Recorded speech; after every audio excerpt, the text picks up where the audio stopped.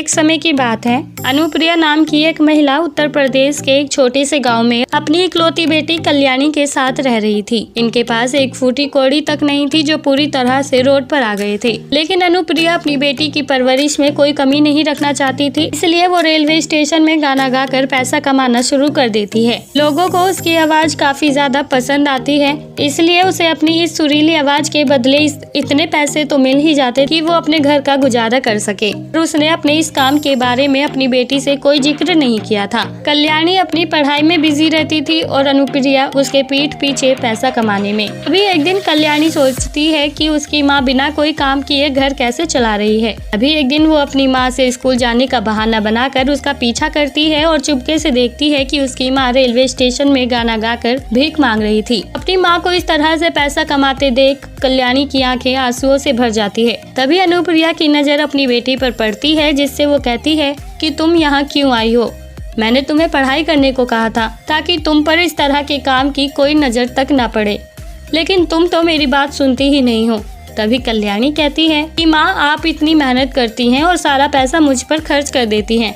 आपको कम से कम मुझे इस बारे में बताना तो चाहिए ही था। तभी अनुप्रिया कहती है कि बेटा, समझने की कोशिश करो, ये सब मैंने सिर्फ तुम्हारी भलाई के लिए ही किया है, ताकि तुम्हें एक अच्छी शिक्षा मिल सके और तुम आगे जाकर इतनी कामयाबी हासिल कर सको कि तुम्हें कभी पाई पाई के लिए मोहताज ना होना पड़े। तभी कल्याणी रोते हुए अपनी माँ से जिद करती है कि माँ, आप मुझे भी अपने साथ गाना गाकर पैसे कमाने की इजाजत दीजिए, बस कुछ सालों तक।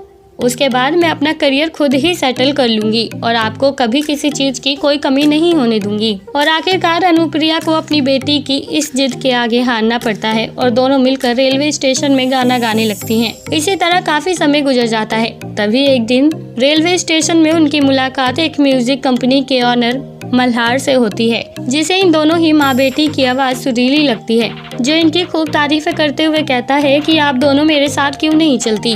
आप दोनों की आवाज बहुत ज्यादा सुरीली है और मैं चाहता हूँ कि आप मेरे गानों को आवाज दें। मल्हार की इस बात से कल्याणी और अहिल्या बहुत ज्यादा खुश हो गई थी और इसलिए दोनों ही मल्हार के साथ चलने को तैयार हो जाती है। जैसे ही अनुप्रिया और कल्याणी ने मल्हार के गानों को अपनी आवाज दी, तो उन दोनों की ही आवाज को देश भर के लोगों ने अपना खूब प्यार दिया और इसी तरह दोनों ने मल्हार का दिल जीत लिया। कल्याणी और अनुप्रिया दोनों को ही साथ गाने के लिए कई म्यूजिक कंपनियों से ऑफर मिलने शुरू हो गए थे और इसी के चलते अब इन्हें किसी चीज की कोई कमी नहीं थी।